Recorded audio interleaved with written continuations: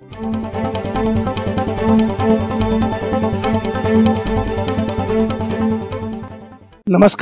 पेश है आज का तेज तर्रार न्यूज बुलेटिन। 7 मिनट में दुनिया हाजिर। आज के विशेष समाचार हैं। भारत चीन कमांडर स्तर की बातचीत आज। चीन ने एप्स का प्रतिबंध हटाने का आग्रह किया। नेपाल के प्रधानमंत्री ओली ने कहा कि भारत की अयोध्या नकली है। सचिन पायलट को मनाने की कोशिशें जारी। राफेल विमानों ने साबित किया अपना दमखम। इमरान खान ने कहा कि पाकिस्तान की इज्जत बढ़ी और गूगल भारत में करेगा 75,000 करोड़ का निवेश। इनके अलावा और भी कई बड़ी खबरें हैं। आइए देखते हैं आज का बुलेटिन।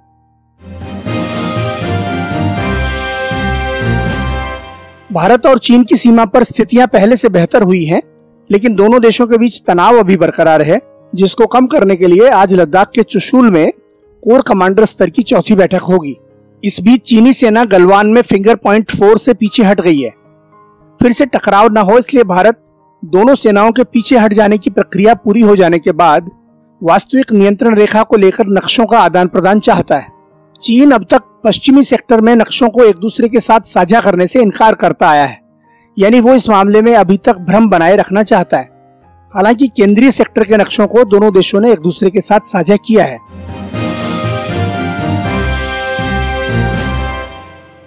भारत और चीन के बीच हाल ही में हुई कूटनीतिक स्तर की बातचीत के दौरान ड्रैगन ने भारत में चीनी मोबाइल ऐप्स पर प्रतिबंध लगाए जाने पर आपत्ति जाहिर की। इसके जवाब में भारत ने साफ किया कि ये कार्रवाई सुरक्षा कारणों को देखते हुए की गई है। भारत नहीं चाहता कि उसके नागरिकों के डेटा के साथ कोई छेड़छाड़ हो। इस पर चीन ने आग्रह किया कि ये प्रतिबंध हटा लिया जाए, लेकिन भारत ने फिलहाल ऐसा कोई आश्वासन नहीं दिया है कि क्या ये प्रतिबंध हटाया जाएगा और अगर हटाया जाएगा तो कब।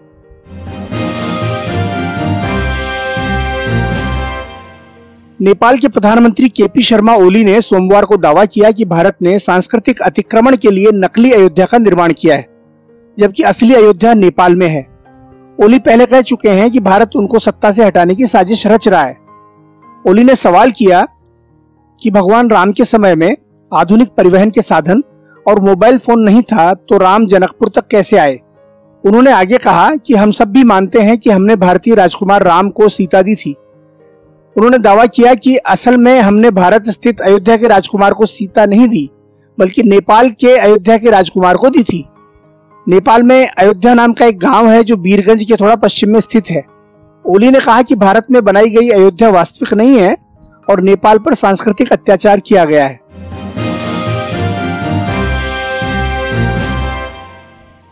कांग्रेस पार्टी ने राजस्थान के उप मुख्यमंत्री सचिन पायलट को संदेश भेजा है कि वे कांग्रेस न छोड़ें। सूत्र बताते हैं कि पार्टी आलाकमान की तरफ से पायलट को संदेश दिया गया है कि वापसी के बाद उनके सम्मान में उनका अतीत बाधक नहीं बनेगा। कांग्रेस पायलट की बगावत को भूलकर राजस्थान के राजनीतिक संकट का समाधान करने की कोशिश में है। मीडिया रिपोर्टों के मुताबिक पायलट अपने खेमे के 4 विधायकों को मंत्री बनाना चाहते हैं और वित्त एवं गृह जैसे महत्वपूर्ण विभाग देने की मांग रख रहे हैं। साथ ही वे चाहते हैं कि प्रदेश कांग्रेस अध्यक्ष पद की उनकी कुर्सी भी सुरक्षित रहे। मांगे और भी कई हैं। हालांकि मुद्दा उन्होंने विधायकों की खरीद फरोख्त के मामले में उनको भेजे गए नोटिस का उठाया है। उन्होंने भारतीय जनता पार्टी में शामिल होने से भी इनकार किया है।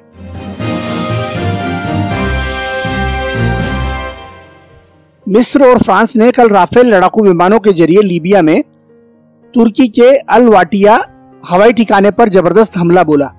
इससे तुर्की के कई विमान, ड्रोन और फिक्स विंग एयरक्राफ्ट बर्बाद हो गए। दावा किया जा रहा है कि हमले में तुर्की के कई सैनिक भी हताहत हुए हैं। इस हमले में राफेल लड़ाकू विमानों की हवाई श्रेष्ठता सिद्ध हो गई। तुर्की ने लीबिया की राजधानी त्रिपोली से 125 किलोमीटर दूर नुकत अल कमस जिले में अल वाटिया हवाई ठिकाने पर अपने लड़ाकू विमान, ड्रोन और मिसाइल सिस्टम को तैनात किया है। मिस्र और फ्रांस इसे अपनी सुरक्षा के लिए खतरा बताते रहे हैं। मिस्र ने कई बार इसे लेकर तुर्की को चेतावनी भी दी थी।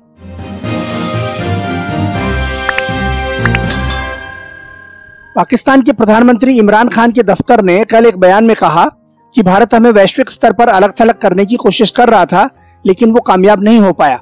हमारी विदेश नीति की सफलता के कारण अमेरिका और खाड़ी देशों से पाकिस्तान के रिश्ते मजबूत हुए हैं।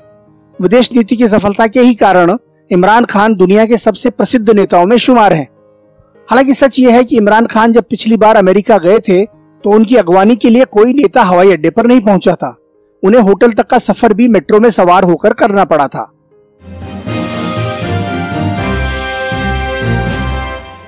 केंद्रीय माध्यमिक शिक्षा बोर्ड यानी सीबीएसई की 12वीं कक्षा की बोर्ड परीक्षा में केंद्रीय विद्यालयों के 98.62% विद्यार्थी उत्तीर्ण हुए हैं, जो इस विद्यालय के छात्रों का अब तक का सबसे अच्छा प्रदर्शन है। केंद्रीय विद्यालय संगठन ने एक बयान में कहा कि सीबीएसई से संबद्ध विभिन्न श्रेणियों के विद्यालयों में केंद्रीय विद्यालयों का दूसरा स्थान रहा है और वो पिछले साल के 98.54% उत्तीर्ण प्रतिशत से थोड़ा आगे बढ़ा है। सोमवार को सीबीएसई के कक्षा 12वीं के परीक्षा परिणाम आए। लखनऊ की दिव्यांशी जैन ने पूरे देश में इतिहास रच दिया। उन्होंने 12वीं कक्षा में 600 में से 600 नंबर हासिल करके टॉप पोजीशन हासिल की। उधर दिल्ली सरकार के स्कूलों के 98% बच्चे 12वीं कक्षा में पास हुए हैं।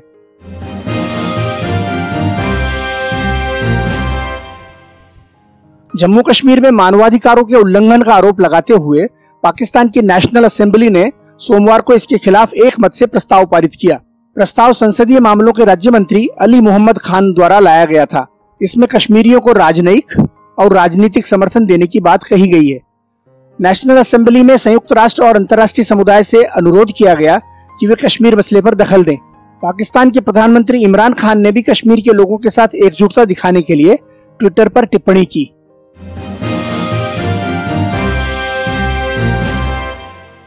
सुप्रीम कोर्ट ने कहा है कि केरल स्थित ऐतिहासिक श्री पद्मनाभ स्वामी मंदिर के प्रबंधन का अधिकार त्रावणकोर राजघराने को है। न्यायालय ने कहा कि मंदिर के सेवायत का अधिकार उत्तराधिकार के नियम के साथ जुड़ा होना चाहिए। शीर्ष अदालत ने त्रावणकोर के अंतिम शासक श्री चित्रा तिरुनल बलराम वर्मा के छोटे भाई उत्तरदम तिरुनल मार्तंड वर्मा के कानूनी वारिसों की अपील पर केरल हाईकोर्ट का 31 जनवरी 2011 का फैसला निरस्त कर दिया। उच्च न्यायालय ने इस फैसले में केरल सरकार को श्री पद्मनाभ स्वामी मंदिर की संपदा और उसका प्रबंधन अपने हाथ में लेने के लिए एक न्यास गठित करने का आदेश दिया था।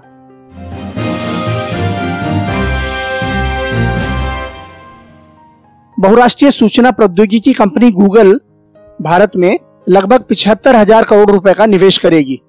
कंपनी के मुख्य कार्यकारी अधिकारी सुंदर पिचई ने सोमवार को गूगल फॉर इंडिया के सालाना कार्यक्रम में इसकी घोषणा की। कोरोना के संकट के कारण यह कार्यक्रम वर्चुअल माध्यमों पर संचालित हुआ। सुंदर पिचई ने इस अवसर पर कहा कि भारत की डिजिटल अर्थव्यवस्था को बढ़ावा देने के लिए गूगल 10 अरब अमेरिकी डॉलर यानी करीब 75,000 करोड़ रुपए का निवेश करेगा। सुंदर पिचई के अनुसार गूगल कंपनी का यह फैसला दर्शाता है कि विदेशी निवेश के मामले में भारत आकर्षण का एक केंद्र बनता जा रहा है। श्री पिचई ने प्रधानमंत्री नरेंद्र मोदी से भी अलग से वर्चुअल मुलाकात की।